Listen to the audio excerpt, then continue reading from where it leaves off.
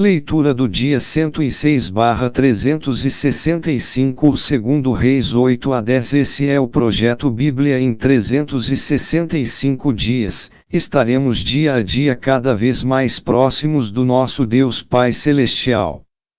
Referência à leitura do dia 16 de abril de 2023 do Plano Anual. Segundo Reis 8. Esta história provavelmente ocorreu antes dos acontecimentos registrados no capítulo 5, porque os 7 anos de fome talvez tenham acabado antes de Geazi ser acometido pela lepra. Isto mostra a constante preocupação de Eliseu por esta viúva e contrasta seu ministério público miraculoso com sua preocupação particular para com esta família. A vida de Eliseu exemplifica o tipo de cuidado que devemos ter por nossos semelhantes. Quando Eliseu disse a Azael que ele cometeria tais pecados, este sírio respondeu que nunca agiria deste modo. Não reconheceu seu potencial para o mal. Em nossa sociedade culta, é fácil pensarmos que estamos acima dos pecados mais graves e que podemos controlar nossas ações. Pensamos que jamais poderíamos descer tanto. Porém, em vez disso, deveríamos ter uma visão mais bíblica e realista a nosso próprio respeito, e admitir nosso potencial pecaminoso. Deste modo pediríamos o poder de Deus para resistirmos a tais males.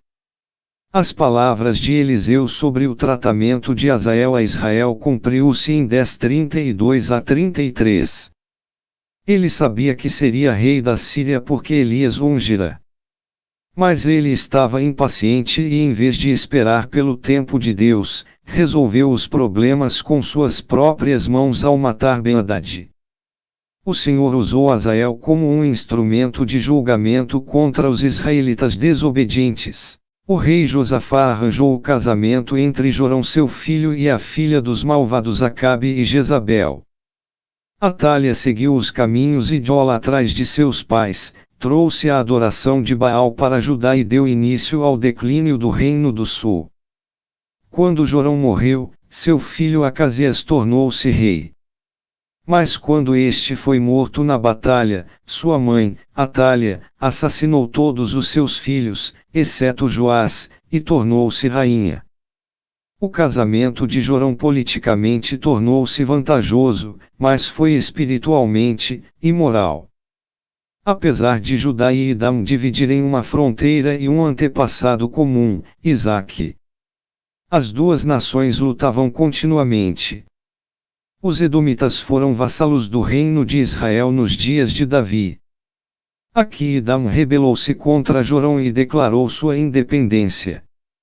Imediatamente o rei de Judá atacou os edomeus, mas sua emboscada falhou. Deste modo ele perdeu algumas de suas regiões fronteiriças como punição por seu fracasso em honrar a Deus. Acasias foi o único filho que restou de Jorão, de Judá. Apesar de ser o mais novo, assumiu o trono porque todos os seus irmãos foram capturados em um ataque repentino de filisteus e árabes. A mãe de Acasias era Atália, filha de Acabe e Jezabel, que anteriormente foram rei e rainha do Reino do Norte, e neta de Omri. O mal de Israel espalhou-se por Judá através dela. Jezreel era onde se localizava o palácio de verão dos reis de Israel. Segundo Reis 9. Elias profetizara que muitas pessoas seriam mortas quando Jeu fosse rei.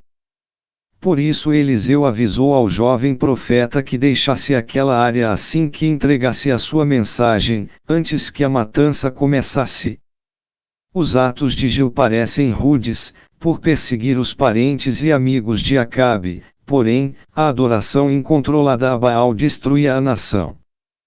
Para que Israel sobrevivesse, os servos deste falso Deus precisavam ser eliminados. Jeu atendeu à necessidade de justiça daquele momento. Jeu assume o comando de Israel. Eliseu enviou um profeta a Ramote-Gileade para ungir a Jeu como o novo rei de Israel. Este imediatamente se dirigiu a Jezreel para encontrar e matar o rei Jorão de Israel e o rei Acasias de Judá. Geu matou Jorão, Acasias fugiu em direção a Bet-H, onde foi ferido, mais tarde morreu em Megido. De volta a Jezreel, Geu mandou matar Jezabel. A afirmação de Eliseu cumpriu a profecia de Elias feita 20 anos antes: toda a família de Acabe seria eliminada.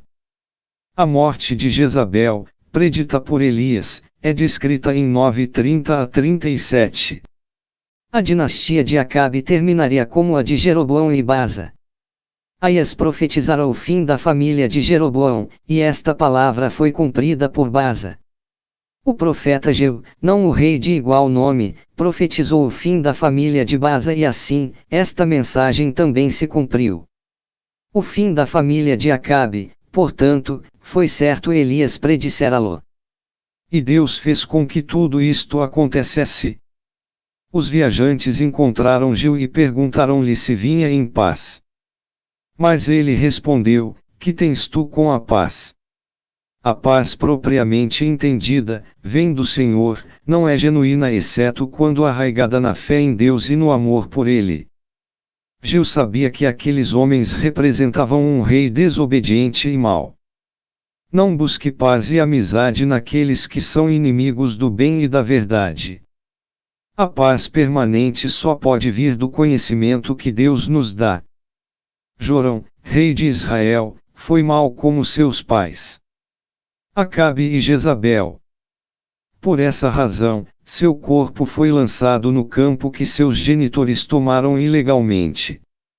Esta rainha planejara o assassinato de Nabote, o dono anterior do campo, por não querer vender sua vinha, na qual o rei queria para plantar uma horta. Acabe nunca imaginaria que este campo se tornaria um cemitério para seu malvado filho. Porque Jezabel se referiu a Zenri. Este era o comandante do exército que, 40 anos antes, matara ela e deste modo proclamara-se rei de Israel. Ela acusava Geu de tentar a mesma traição. O crânio, os pés e as mãos de Jezabel, foi tudo o que restou de sua vida malvada: nenhum poder, nenhum dinheiro, prestígio, elegância real, família, nenhuma herança espiritual. No final, sua vida de luxúria e traição tornou-se em nada. O poder, a saúde e a fortuna podem fazer com que alguém sinta que pode viver para sempre. Porém, a morte despia os seres humanos de toda a segurança exterior. O tempo que cada pessoa tem para endireitar o curso de sua vida é agora, enquanto ainda há tempo e antes que seu coração endureça. O fim virá cedo demais. Segundo Reis 10. Este é o cumprimento da profecia de Elias, de que nenhum dos descendentes masculinos de Acabe sobreviveria. Em seu zelo, Geu ultrapassou a ordem do Senhor, com este derramamento de sangue. O profeta Oséias, mais tarde, anunciou a punição sobre a dinastia dele por causa desta matança sem sentido. Muitas vezes na história, o povo tem misturado a fé com a ambição pessoal, o poder ou a crueldade, sem o consentimento ou a bênção de Deus. É errado usar o nome do Senhor ou a Bíblia para justificar a opressão. Quando as pessoas atacam o cristianismo por causa das atrocidades que os cristãos cometeram, devemos ajudá-las a ver que estes homens e mulheres usavam a fé para seus próprios fins políticos e não para seguir a Cristo. Jonadab foi um homem que, como Geu, foi zeloso em seguir a Deus. Demonstrou seu zelo por separar a si mesmo e sua família da cultura materialista e adoradora de ídolos. Criou um grupo denominado os Recabitas, assim chamados pelo nome de seu pai Recabe, os quais lutaram para manter suas vidas puras, separadas das pressões e tentações sociais. Jeremias 35 dá-nos um exemplo de sua dedicação a Deus. Por causa de seu empenho, Deus prometeu-lhes que sempre teriam descendentes para adorar ao Senhor. Israel não deveria tolerar qualquer princípio que não adorasse o Deus verdadeiro. As religiões das nações vizinhas eram más e corruptas. traziam a destruição à vida, não a sua manutenção. Israel foi uma nação especial do Senhor, escolhida para ser um exemplo do que era correto. Mas os reis de Israel, os sacerdotes e os anciãos primeiro toleraram e depois incorporaram as crenças pagãs de seus vizinhos. Logo tornarão-se indiferentes ao caminho de Deus. Devemos ser completamente intolerantes com o pecado e removê-lo de nossas vidas. Devemos ser tolerantes com as pessoas que mantêm diferentes pontos de vista, porém não devemos aceitar crenças ou práticas que levam as pessoas para fora dos padrões de vida ordenados pelo Senhor. Porque Jeu destruiu os ídolos de Baal, mas não eliminou os bezerros de ouro em Betel e Dan.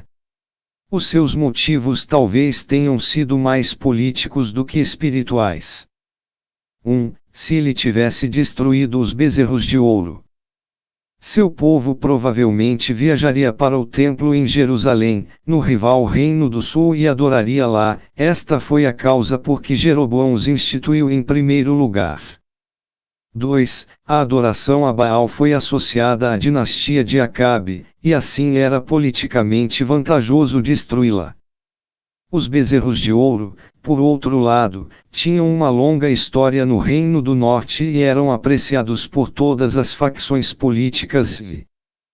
3. A adoração a Baal aborrecia o Senhor, mas a intenção de muitos era que os bezerros de ouro fossem uma representação visível do próprio Deus, ainda que a lei dissesse claramente que tal adoração era idólatra. Como Jeu, é fácil denunciarmos os pecados de outros enquanto ocultamos o erro em nossa própria vida. Jeu fez muito do que o Senhor lhe tinha dito que realizasse, porém, não lhe obedeceu de todo o coração. Tornou-se instrumento de Deus para efetuar a justiça, mas não se tornou servo do Senhor.